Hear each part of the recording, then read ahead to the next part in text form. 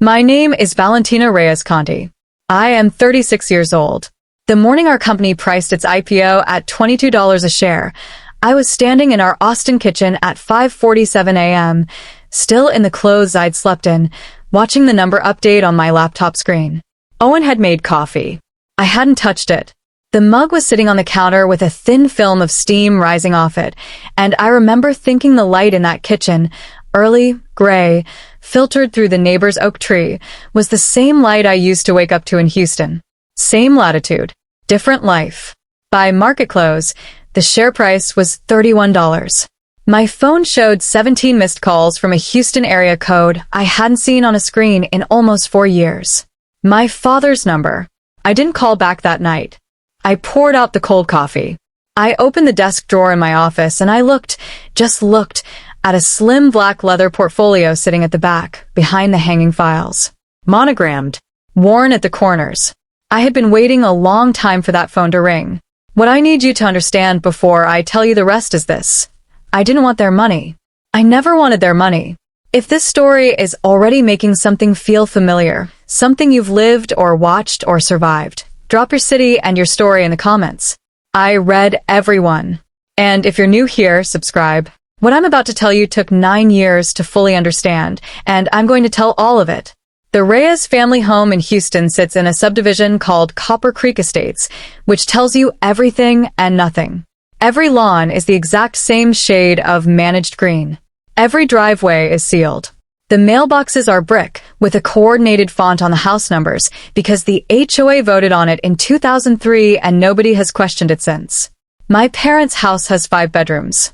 A formal dining room with a mahogany table that seats 12 and is used approximately twice a year, Thanksgiving and the Christmas Eve gathering where my mother serves her arroz con pollo in the good china, and my father tells the same story about the time he negotiated a drilling contract in Midland in 1987.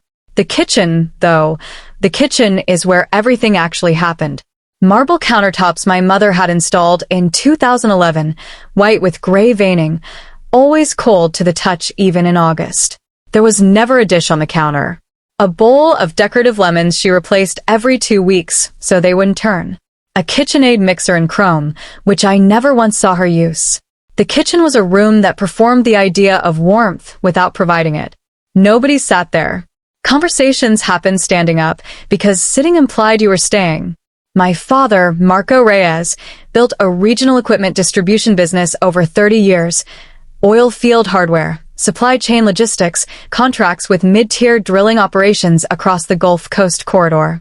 He was good at it. Patient, precise, risk-averse in ways that looked like wisdom when oil was up and looked like timidity when it wasn't. He had a habit of stirring his coffee slowly while he spoke, even when the mug was empty, the spoon tapping lightly against the ceramic. I used to watch that spoon and think, he's buying himself time. That's all that is. He's buying himself time to figure out what the room wants to hear. My brother Dante is 6 years older than me, which in a family like ours felt like a generation. He was the son. I don't say that bitterly. I say it factually.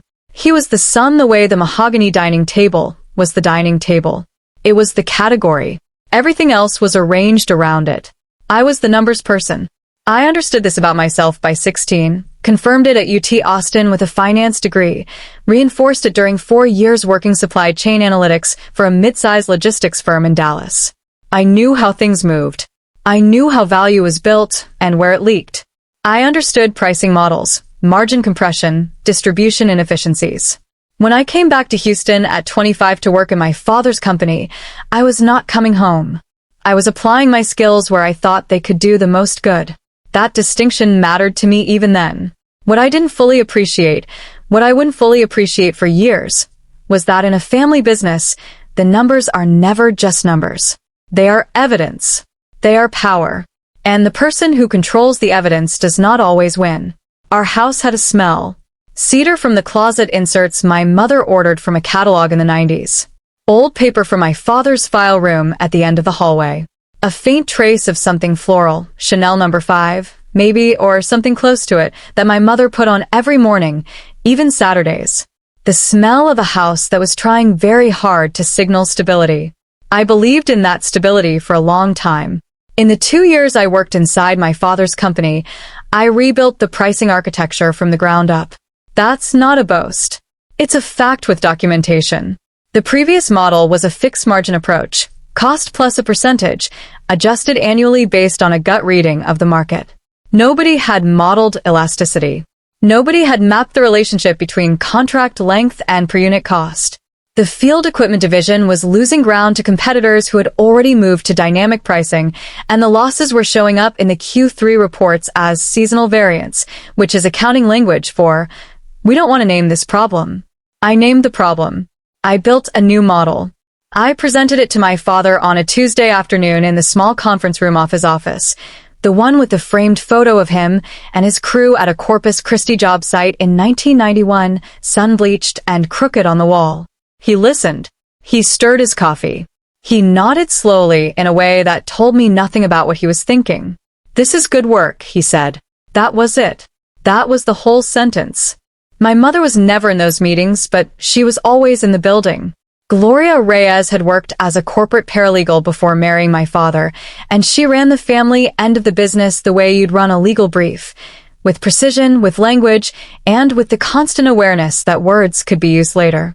She had a warmth that was architectural. It was designed to make you feel included right up until the moment you needed something real.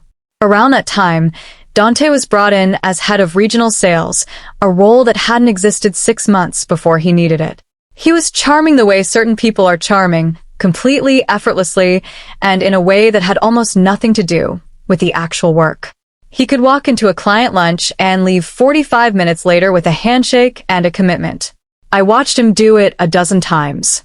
It was a real skill. It was just not the skill the company needed most. One evening in late spring, I stayed past 7 to finish a revised forecasting model. The building had emptied out. The cleaning crew had come and gone. I was at my desk when I heard my parents' voices from the conference room. The door not quite closed, the hallway sound carrying the way it does in empty buildings. My mother's voice first. "The board isn't going to accept a woman in that seat. Not in this industry. Not these clients." A pause. My father's voice. "She's more qualified. Marco." Her voice, just the name with a specific weight on it. "Don't make this harder than it is." I did not move for a long time. The fluorescent light in my office hummed. Outside, a car moved slowly through the parking lot, its headlights sweeping across the window. That was the night I understood what was actually being decided. I kept working. I saved the file. I turned off my lamp and walked to my car in the dark. I didn't tell anyone what I'd heard. I didn't need to. I already knew. The restructuring announcement came 8 months later. There was a memo. I remember the font, Garamond 12-point, which was my mother's preferred formatting for formal company documents and which she had chosen, I'd always suspected, because it looked more official than it felt. The memo named Dante Reyes as the incoming chief operating officer and designated successor in the event of my father's retirement or incapacitation. It cited his long-standing client relationships and leadership vision.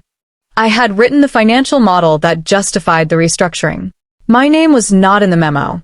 When I went to my father's office, he was standing at the window behind his desk, looking out at the parking lot. He didn't turn around when I walked in. His coffee mug was on the desk behind him, the spoon inside it, and I watched the back of his shoulders and tried to find something I could hold on to, some posture of apology, some physical acknowledgement that this was a conversation that required more than a window view. "I've seen the memo," I said. "It's not final," he said to the window. "Who else gets a memo before it's final?" He turned then.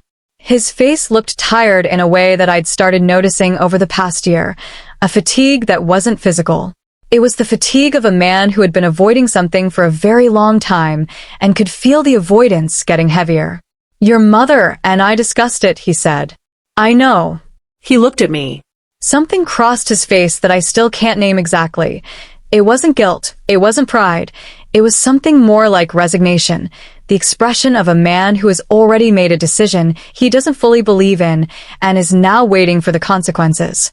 "Dante needs this," he said. The sentence sat between us. I didn't answer it. There was no answer that didn't make one of us smaller. 14 days later, my mother requested a meeting. Not my father, my mother. She asked me to come to the conference room at 9 a.m. on a Wednesday. When I arrived, there was a woman I didn't recognize seated to the right of my mother. Professional blazer, legal pad, neutral expression. HR, I understood immediately. The strategic presence of an HR representative in a family business is never accidental. It means someone has thought carefully about liability. On the table was an envelope. I sat down. My mother folded her hands. She was wearing a cream blouse with small pearl buttons, and there was a single gold bangle on her left wrist that made a faint sound when she moved her hands. She had the controlled warmth turned up, the architectural warmth, and behind it, something very still and very certain. We've prepared a severance package, she said. It reflects your contributions, and it's generous. We'd like this to be a smooth transition. A transition, I repeated. You're talented, Valentina. You'll do extraordinary things. This isn't the right fit for what we need going forward. The HR woman was making notes on her legal pad. The pen moved without noise. What you need, I said. For the company. For the family. My mother paused. She touched the envelope with 2 fingers, a small, deliberate gesture. This isn't about you. This is about what holds a family together. I looked at the envelope. Then I looked at my mother. I built the model that makes this company worth something for the next 10 years, I said. My mother smiled. It was a patient smile. The kind of smile that is designed to make the other person feel like they're the one being unreasonable. We know, she said. That's reflected in the package. I took the envelope. I stood up.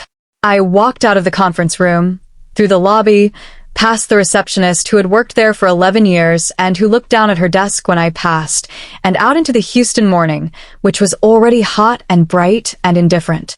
I sat in my car for 32 minutes. I did not start the engine. Then I drove to Austin.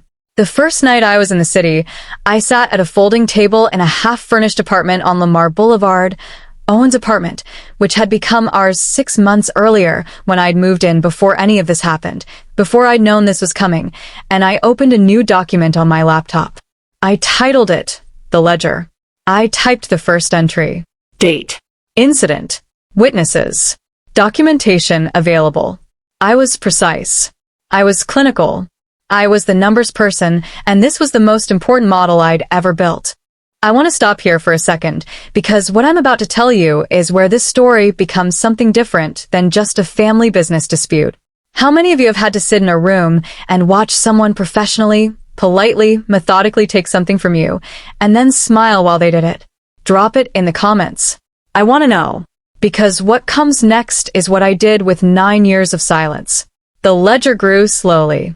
That's the part people don't imagine correctly. They think of it as obsessive or as rage, and it was neither. It was documentation. It was the same discipline I'd applied to pricing models and margin analysis, turned inward, toward the thing that actually mattered. Entry 4, a company press release about a new logistics contract, one I had designed the infrastructure for, that credited the Reyes family's 3-decade legacy of innovation. No names, just the family. Entry 9, Dante's LinkedIn post, which I saw through a mutual contact, describing himself as the architect of a supply chain modernization initiative. The initiative was my model. The specific language, dynamic tiered pricing with elasticity modeling, was language I had put in a memo 18 months earlier. Entry 17, the Christmas photo. My parents, Dante's wife Cecilia, their 2 children, Mateo and Sophie, standing in the front yard of the Houston house, the lawn still perfectly managed, the brick mailbox visible in the corner of the frame. Caption, Our whole world. My daughter Rosa, who had been born the previous February, was not in that photo. Had never been invited to be in that photo. I printed it. I dated it. I filed it. Entry 26. A former colleague texted me to say she'd attended an Austin investor lunch where Gloria Reyes was a guest. My mother had apparently told the table that she had always believed in Valentina's vision, that she was proud of what her daughter had built. Owen read that one over my shoulder. He set down his coffee. He didn't say anything for a moment. Then, they've been watching the SEC filings. I called my estate attorney the next morning. In the weeks before the IPO, I had the trusts restructured. Rosa's education fund, the intellectual property assignments, the equity distribution. Everything locked, reviewed, certified. I wasn't protecting against my family, specifically. I was protecting against the version of events they might try to write if they got close enough to the table.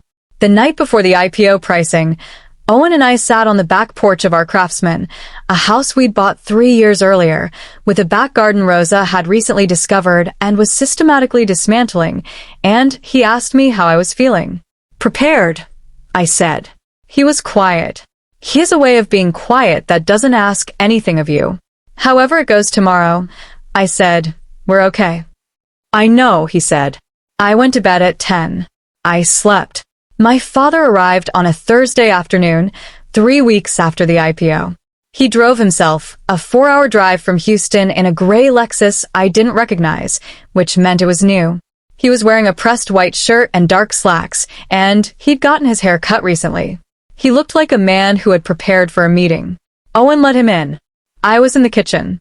My father walked through the front door of our Craftsman and looked around the way people do when they're recalibrating their idea of someone. The house is warm in the way the Houston house was not.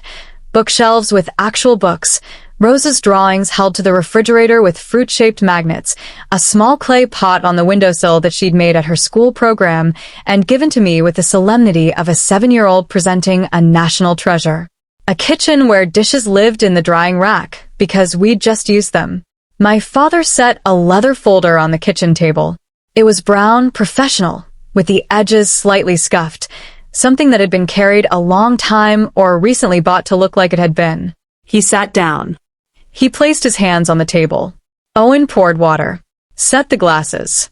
Then he walked to the back of the house, quietly because he understood what kind of room this was. My father opened the folder. It was a typed proposal. Formatted. 7 pages with tabs. I could see my mother's organizational signature in the structure, the legal pad precision, the Garamond font. He walked me through it in the careful, measured tone of a man who had rehearsed. A family partnership investment. A seed position in the company, modest, minority, purely passive. A bridge financing component for near-term family needs. Dante's second mortgage, refinanced at favorable terms. Gloria's out-of-pocket medical costs, which had apparently been substantial and which had not, until this moment, been mentioned to me. A legacy clause. The language was actually in the document. I'm not editorializing. That would formalize the Reyes Families Association with the company's founding story. Total request, $880,000. He presented all of this. He did not look away when he said the numbers. I will give him that. He did not flinch. He spoke about the family with a kind of practiced tenderness that I recognized as my mother's coaching. He said, "We want to be part of what you've built." He finished. He closed the folder. He rested both hands on top of it and looked at me. I said nothing for a moment. Then I stood up. I walked to the hallway. I opened the desk drawer in my office. I took out the black leather portfolio, slim, monogrammed, worn at the corners from 9 years of being moved in and out of filing spaces, of being carried to my estate attorney's office, of sitting in my bag during board meetings as a kind of private ballast. I came back to the kitchen. I set it on the table, beside his folder. 2 documents. Same table. "You brought a proposal, Dad," I said. "I've had one too." I opened it to the first tab. I did not sit down. I read it the way I present to a board, standing, even unhurried. Factual. Chronological. I did not perform emotion. I did not need to. Entry 1. Entry 2. Entry 3. My father's face was still at first. He had prepared for negotiation. He had not prepared for this. Entry 9. Dante's LinkedIn post. I placed the printed screenshot on the table, face up, slid it toward him. He looked at it without touching it. Entry 17. The Christmas photo. Our whole world. Rosa, age 11 months at the time, not pictured. Not invited. He looked at this one longer. Something moved behind his eyes. Entry 22. Entry 23. I kept reading. My voice was level. The kitchen clock above the stove made a faint sound with each second. I'd never noticed it before. Then I came to entry 11. I placed the printed email on the table. It was an internal email from my mother to Dante, sent 6 months before the company's public rebranding. Subject line: Final document review. The message contained one instruction: remove V's name from the founding documents before the new version goes to print. Legal has approved the language. My father read it once. Then he read it again. His hands moved slightly on the table, not dramatically, just a small rearrangement of where his fingers were. His jaw shifted. He picked up the document and held it, and I watched him read it a third time, as though the words might change. I didn't know about this, he said. I know, I said. I moved to entry 12. I need to ask you something. If your father looked up from evidence like that, evidence that showed your mother had erased your name from the record of your own work, and said, I didn't know, would you believe him? Tell me in the comments. Because what happened next is what I've thought about most in the years since. And what my father said the following morning, I want you to hear it in full. By the time I closed the portfolio, it was nearly 6 o'clock. My father sat for a while after I finished. He did not argue. He did not offer explanations. He sat with his hands resting on his own folder and looked at the table in the particular way of a man who is understanding something he'd been avoiding understanding for a very long time. He left before Owen came back into the kitchen. The gray Lexus backed out of our driveway slowly. I stood at the window and watched it go. I called my attorney that evening. Not about the proposal. She already knew about the proposal. I called because I needed to hear someone else's calm voice, and she has always had an extremely calm voice. She said, whatever happens next, the record is clean. You're protected. I know, I said. How are you? I looked around the kitchen. Roses drawing on the refrigerator. A purple dog she'd named Gerald, for reasons she had explained at length, but that I still didn't fully understand. Owen's coffee mug in the drying rack. The clay pot on the windowsill, still slightly crooked from being 7 years old. I'm fine, I said. And I meant it. My mother called the following morning. Not my father, my mother, which told me the debrief had happened, and she was doing what she did when information needed to be managed. She was precise. She was composed. Her voice had the particular quality of someone who had decided, before dialing, exactly how much ground they were willing to give. You've made your position very clear, she said. I haven't made any position, I said. I read a document. You've turned this into a performance. Mom. You erased my name. A pause. Not long. Calibrated. You made your choices, she said. We made ours. A family finds its way back. I sat down at the kitchen table. My father's folder was still there. He'd left it behind. I hadn't opened it again. You didn't find your way back, I said. You found our valuation. I waited. There was nothing on the other end. Then the sound of her hanging up, not a slam, not a click, just a precise disconnection. The kind of hang-up that is itself a statement. Dante texted 3 days later. Hey. Heard things got kind of intense. You didn't have to make it a whole thing. I read it twice. I put my phone face down on the desk. I did not reply. A former colleague, Maya Castillo, who had been at the company when who had watched the restructuring happen, and who had been feeding me information for years with the careful nonchalance of someone who understood exactly what they were doing, texted separately. Heard about the meeting. Good for you. That one I replied to. Thank you. Dinner soon. She sent back a single heart. A week after the meeting, something unexpected happened. My father called a financial attorney, not his attorney, not the family firm's attorney, but an independent attorney in Houston, and asked for a review of the company's founding documents. Specifically, the documents in which my name did not appear. He didn't tell me this directly. I found out 3 weeks later from my own attorney, who had received a records inquiry that referenced my early contributions. I don't know exactly what he was looking for. I have a theory, but I've chosen not to confirm it because some things are not mine to manage. My father called the morning after he left Austin. His voice was different from the day before. Older, somehow, as though the drive home had aged him in ways the previous hour hadn't. He started talking before I had a chance to say anything. He did not apologize for the proposal. He didn't address the money, or Dante's mortgage, or my mother's medical costs. He apologized for the conference room. That morning, he said. 9 years ago. When your mother gave you the check. I sat in my office the whole time. I knew what was happening and I didn't come out. I was standing at the kitchen counter. The ceramic mug in my hand had a small chip on the rim. Owen and I had argued about throwing it away for 2 years and kept not doing it. An HR representative, Valentina. In a family business. Your mother and an HR rep. He paused. I let you walk out of that building without. I didn't even come out. The clock above the stove counted. That was the worst day of my life, he said. And I let you face it alone. I counted 11 seconds of silence.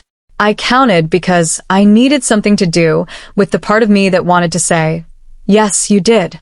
You let me walk out of that building at 27 years old with an envelope and a stranger's handshake and 9 years of work dismissed in 40 minutes, and you stayed in your office and stirred your coffee and chose not to come out.